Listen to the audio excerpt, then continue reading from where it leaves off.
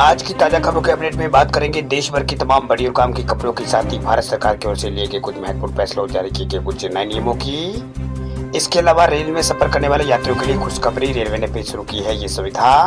आखिर क्या है पूरी खबर बताएंगे आपको आगे इस अपडेट में। साथ ही महंगाई को लेकर बड़ी खबर देखिए, अब बात करना भी होगा महंगा। जियो, एयरटेल और वोडाफोन आइडिया बढ़ाने जा रहे हैं रिचार्ज प्लान की कीमत। क्या है पूरी खबर बताएंगे आपको आगे इस अपडेट में। साथ ही यहाँ पर बैंक में लॉकर रखने वाले लोगों को राज्य की जरूरी और महत्वपूर्ण खबर निकल के सामने बताएंगे आपको आगे इस अपडेट में। साथ ही यहाँ पर बैंक खाताधारकों के लिए राज्य की जरूरी और महत्वपूर्ण खबर है। इसके अलावा एलपीजी उपभोक्ताओं को लिए भी राज्य की जरूरी और महत्वपूर्ण खबर निकल के सामने बताएंगे आपको आगे इस अपडेट में। साथ ही रिलायंस जियो फोन नेक्स्ट को लेकर एक बड़ी और महत्वपूर्ण खबर है। लॉन्चिंग डेट इसकी सामने आई है, बताएंगे आपको आगे इस अपडेट में। साथ ही कोरोना कर्फ्यू और लॉकडाउन से जुड़ी कुछ महत्वपूर्ण बड़ी खबरें हैं, बताएंगे एक एक करके इस अपडेट में। साथ ही आज की तमाम बड़ी और काम की खबरों की बात करेंगे इस अपडेट में। बात करते हैं आज की पहली बड़ी खबर की, तो महंगाई को लेकर बड़ी खबर देखिए, अब बात करना भी होगा महंगा। जियो, एयरटेल और वोडाफोन आइडिया बढ़ाने जा रहे हैं रिचार्ज प्लान की कीमत। देश में महंगाई आसमान छू रही है, वही पेट्रोल, डीजल, सिलेंडर, सरसों तेल, माचिस, हर चीज की कीमतें बढ़ती जा रही है। वही रसोई से लेकर सफर तक महंगा होता जा रहा है। वही अब लोगों का आपस में बात करना भी महंगा होने जा रहा है। दरअसल टेलीकॉम कंपनियों ने भी अपने प्लान्स की कीमतें बढ़ाने का फैसला किया है। रिलायंस जियो, वोडाफोन आइडिया और एयरटेल जैसी प्रमुख देश की टेलीकॉम कंपनियों ने अपने प्लान्स में बढ़ोतरी की तैयारी यहाँ पर कर ली है, तैयारी कर रही है। वही रिलायंस जियो, एयरटेल और वोडाफोन आइडिया जैसी टेलीकॉम कंपनियों ने कुछ प्रीपेड और पोस्टपेड प्लान्स प्राइस को यहाँ पर बढ़ाने की तैयारी यहाँ पर कर ली है। ये उन प्रीपेड और पोस्टपेड प्लान्स की कीमत बढ़ाने की तैयारी की जा रही है जिन प्लान्स में यूजर्स को ओटीटी बेनिफिट्स मिल रहा है, खासकर अमेजॉन प्राइम सब्सक्रिप्शन मिलता है। दरअसल अमेजॉन प्राइम वीडियो ने अपने सभी सब्सक्रिप्शन प्लान्स की कीमत को बढ़ा दिया है। इसकी वजह से अब टेलीकॉम कंपनियां उन प्लान्स की कीमतों को बढ़ा रही है। इसमें अमेजॉन प्राइम वीडियो का सब्सक्रिप्शन यहाँ पर जिसमें अमेजॉन प्राइम का सब्सक्रिप्शन मिलता है उनके प्लान यहाँ पर बढ़ेंगे। दरअसल अमेजॉन प्राइम वीडियो ने अपने मंथली सब्सक्रिप्शन चार्ज को 129 रुपये से बढ़ाकर 180 रुपये के आसपास कर दिया। वही जो क्वार्टरली प्लान है वो 319 रुपये में जो थे उसको 419 रुपये इसको कर दिया गया है। वही ये जो प्लान है वो यहाँ पर अमेजॉन प्राइम की ओर से बढ़ाया गया है। वही बात करते हैं अगली खबर की, तो इस तारीख तक लॉन्च होगा दुनिया का सबसे सस्ता स्मार्टफोन जियो फोन नेक्स्ट। जियो फोन नेक्स्ट कब लॉन्च होगा, इसको लेकर एक तारीख सामने आई है। कहा जा रहा है कि यह स्मार्टफोन दिवाली वाले दिन ही लॉन्च होगा, मतलब लोगों को दिवाली का उपहार देने की पूरी तैयारी हो चुकी है। एक रिपोर्ट के अनुसार 4 नवंबर के दिन कंपनी इस स्मार्टफोन को लॉन्च करने के साथ इसकी कीमत और इसकी उपलब्धता की भी जानकारी देगी। वही जियो ने इस साल आयोजित हुई अपनी 44वीं एजीएम में नए स्मार्टफोन से पर्दा यहाँ पर उठाया था, जो जियो फोन नेक्स्ट से पर्दा यहाँ पर उठाया था। इस स्मार्टफोन को जियो और गूगल ने मिलकर तैयार किया है और इसकी सबसे बड़ी खासियत ये है कि यहाँ पर कम कीमत वाला 4G स्मार्टफोन होगा। पहले ये स्मार्टफोन 10 सितंबर को बाजार में लॉन्च किया जाना था, लेकिन कुछ कारणों से कंपनी ने इसकी जो लॉन्चिंग डेट थी उसको यहाँ पर टाल दिया था। वह जियो फोन नेक्स्ट को लेकर कंपनी पहले स्पष्ट कर चुकी है कि यह दुनिया का सबसे सस्ता 4G स्मार्टफोन होगा। हालांकि कंपनी ने कीमत का खुलासा यहाँ पर नहीं किया, यानी कीमत का खुलासा लॉन्चिंग के दिन ही यहाँ पर किया जाएगा। लेकिन अब तक सामने आई रिपोर्ट्स के अनुसार इस स्मार्टफोन की कीमत 5,000 रुपये से कम होगी। यह स्मार्टफोन क्वालकॉम जैसी टेक दिग्गज कंपनियों के साथ मिलकर यहाँ पर तैयार किया गया है। वही जियो फोन नेक्स्ट को लेकर कंपनी स्पष्ट कर चुकी है, स्मार्टफोन एंड्रॉइड कस्टमाइज्ड वर्जन पर आधारित होगा। इसमें यहाँ पर automatic red alert, screen text और यहाँ पर ट्रांसलेशन, गूगल स्टेशन, यहाँ पर गूगल असिस्टेंट और स्मार्ट कैमरा और कई तरह के फीचर्स इस एंड्रॉइड फोन में होंगे। तो ये बात करते हैं अगली खबर की, तो फिट रहने पर लाइफ इंश्योरेंस पॉलिसी में आपको मिलेगी छूट। एडा ला रहा है नया नियम। अगर आप अपने फिटनेस का ध्यान रखते हैं तो आपको आने वाले दिनों में लाइफ इंश्योरेंस पॉलिसी में छूट मिल सकती है। वह इंश्योरेंस रेगुलेटर एडा ने फिटनेस पर फोकस करने वाले पॉलिसी होल्डर्स के लिए छूट देने के लिए ड्राफ्ट गाइडलाइन जारी की है। साथ ही नियम बनाने के लिए कंपनियों से सुझाव भी मांगे। फिलहाल हेल्थ इंश्योरेंस पॉलिसी में फिटनेस पर पॉलिसी में डिस्काउंट के ऑप्शन यहाँ पर मिल रहे हैं। लाइफ इंश्योरेंस में इस तरह के प्रोत्साहन को यहाँ पर गेम चेंजर माना जा रहा है। लाइफ इंश्योरेंस इंडस्ट्री में एडा की जो ड्राफ्ट गाइडलाइंस को यहाँ पर बड़ा बदलाव के रूप में माना जा रहा है। इसलिए क्योंकि लाइफ इंश्योरेंस पर छूट पाने के लिए पॉलिसी होल्डर्स अपनी फिटनेस पर फोकस करेंगे, वही इंश्योरेंस इंडस्ट्री को भी इससे फायदा होगा। वही बात करते हैं अगली खबर की, तो RS प्री परीक्षा 2021 को लेकर बड़ा अपडेट। परीक्षा के 2 दिन पहले और 1 दिन बाद अभ्यर्थी बस में कर सकेंगे फ्री सफर। राजस्थान रोडवेज ने प्रतियोगी परीक्षा में शामिल होने वाले अभ्यर्थियों को मुफ्त यात्रा की और सुविधा दे दी है। वह रीट और पटवारी भर्ती परीक्षा के बाद अब RAS प्री परीक्षा के अभ्यर्थियों को भी यहाँ पर मुफ्त यात्रा का आनंद मिलेगा, यानी ये अभ्यर्थी भी मुफ्त यात्रा कर सकेंगे। वे अभ्यर्थियों को ये मुफ्त यात्रा रोडवेज की एक्सप्रेस और साधारण बसों में वो कर सकेंगे। वे राजस्थान प्रशासनिक सेवा की प्रारंभिक परीक्षा में शामिल होने वाले अभ्यर्थी परीक्षा के 2 दिन पहले और 1 दिन बाद मुफ्त यात्रा का लाभ यहाँ पर उठा सकेंगे। वही RAS प्री परीक्षा आगामी 27 अक्टूबर को आयोजित होगी।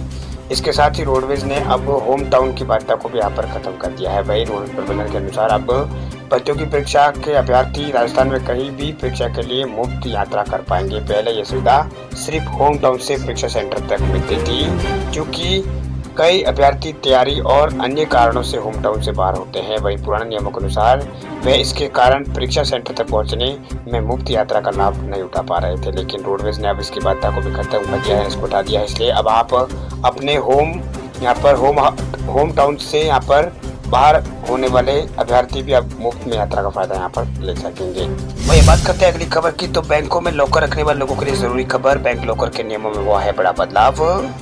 अगर आप भी बैंक में लॉकर इस्तेमाल करते हैं तो आपके लिए बहुत ही जरूरी खबर है। दरअसल भारतीय रिजर्व बैंक ने बैंक लॉकरों के नियमों में यहाँ पर कुछ बड़ा बदलाव करने का फैसला किया। इसके साथ ही RBI ने लॉकर में सेफ डिपॉजिट और बैंकों द्वारा दी जाने वाली सेफ कस्टडी फैसिलिटी के लिए नई गाइडलाइन भी जारी की है। वही सेंट्रल बैंक ने विभिन्न बैंकों के साथ इंडियन बैंक एसोसिएशन से फीडबैक और कंज्यूमर कंप्लेंट मिलने के बाद ये फैसला लिया। अगर आपके पास भी लॉकर फैसिलिटी है तो RBI द्वारा नए नियमों को जानना आपके लिए बहुत ही जरूरी है।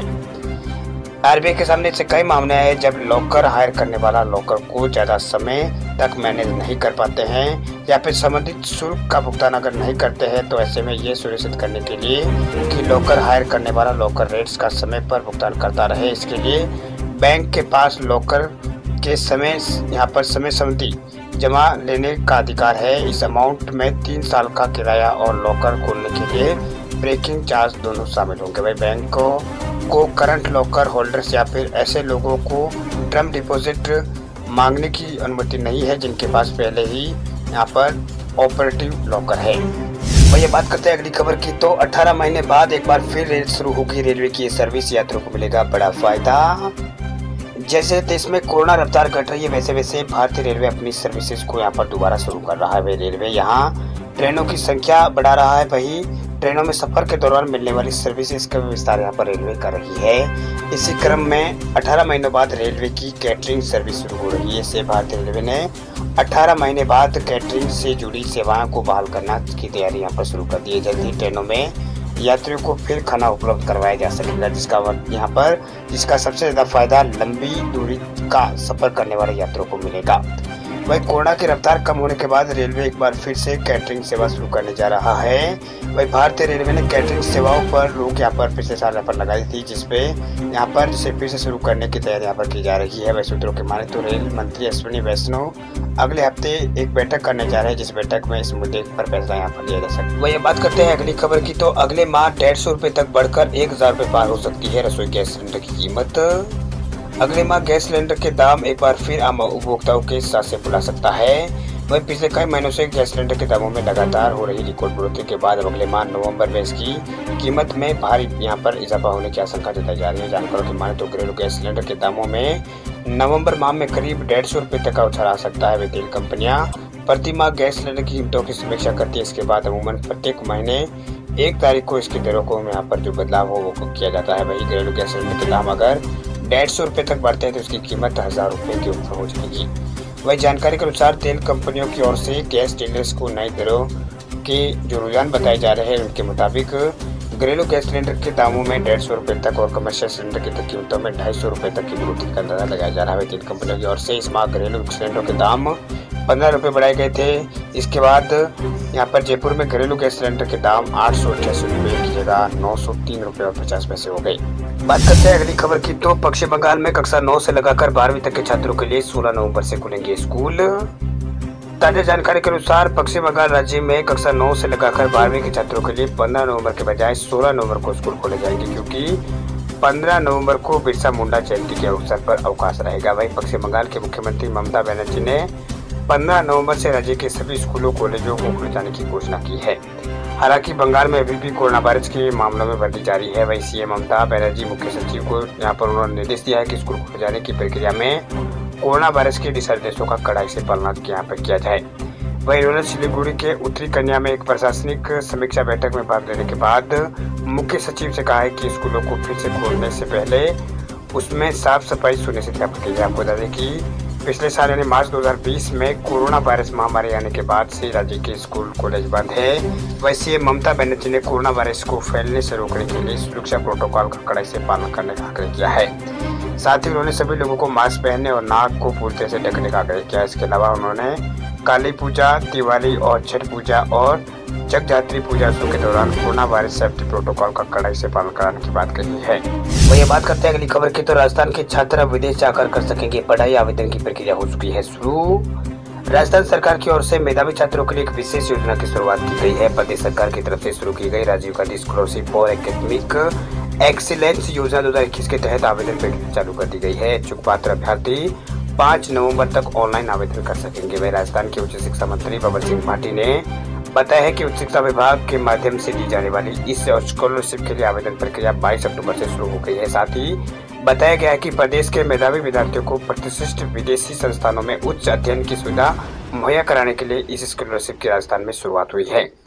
वही उच्च शिक्षा राज्य मंत्री भंवर सिंह भाटी ने बताया है कि इस योजना के अंतर्गत सूचीबद्ध 50 विश्वविद्यालयों से सत्र 2021-22 में अध्ययन के लिए प्रवेश पत्र प्राप्त करने वाले राजस्थान के मूल निवासी विद्यार्थी हो रहे हैं। यह जो राजस्थान के मूल निवासी विद्यार्थी है वो इसके पात्र हो गए। आवेदन करने के लिए विभाग की ऑफिशियल वेबसाइट ht.rajasthan.gov.in पर जाकर Rajiv Gandhi scholarship for academic excellence form भरना होगा। आपको बता दें कि आवेदन यहाँ पर SSO ID से लॉगिन करके यहाँ पर किया जा सकता है। वही बात करते हैं अगली खबर की, तो कोरोना को लेकर बड़ी खबर देखिए। देश में पिछले 24 घंटों में 14,306 नए केस आए सामने, 443 लोगों की हुई है मौत। देश में कोरोना वायरस संक्रमण के मामलों में एक बार फिर कमी यहाँ पर दर्ज की गई है। वही पिछले 24 घंटों में देश में 14,306 नए केस यहाँ पर पाए गए। हालांकि इस समय अवधि में 443 लोगों की मौत हुई है। साथ ही 18,000 से अधिक लोग ठीक भी हुए हैं। पिछले 24 घंटों के अंदर 18,762 लोग ठीक होकर घर लौटे हैं। वह मंत्रालय के मुताबिक नए मामलों के बाद देश में फिलहाल कोरोना के 3,41,89,000 पुष्ट मामले पाए जा चुके हैं। इसमें 1,67,795 मरीजों का इलाज चल रहा है। वही 3,45,67,000 लोग डिस्चार्ज यहाँ पर किए जा चुके हैं। वही साथ ही अब तक 4,54,000 से अधिक लोगों की भारत में कोरोना के कारण मौत हो चुकी है। वही टीकाकरण की बात करें तो बीते दिन 12,30,000 के आसपास खुराक यहाँ पर दी गई है। वही कोविन पोर्टल पर उपलब्ध जानकारी के अनुसार अब तक 1,02,30,00,000 के आसपास खुराकें भारत में दी जा चुकी है, जिनमें 71,80,83,000 पहली खुराक और 30,50,00,000 के आसपास दूसरी खुराकें यहाँ पर इसमें शामिल है। वही महाराष्ट्र में पिछले 24 घंटों के दौरान केवल ठाणे जिले में यहाँ पर 196 नए मामले सामने आए। एक व्यक्ति की मौत यहाँ पर हुई है। वही पश्चिम बंगाल में 990 के आसपास नए केस सामने आए हैं। 10 रोगियों की मौत इस राज्य में दर्ज की गई। महाराष्ट्र में पिछले 24 घंटों में 1410 नए मामले सामने आए हैं। यहाँ पर पिछले 24 घंटों में नए मामले सामने आए। कर्नाटक में भी 388 नए मामले सामने आए हैं। वही हिमाचल प्रदेश में पिछले 24 घंटों में 89 नए मामले सामने आए हैं कोरोना के।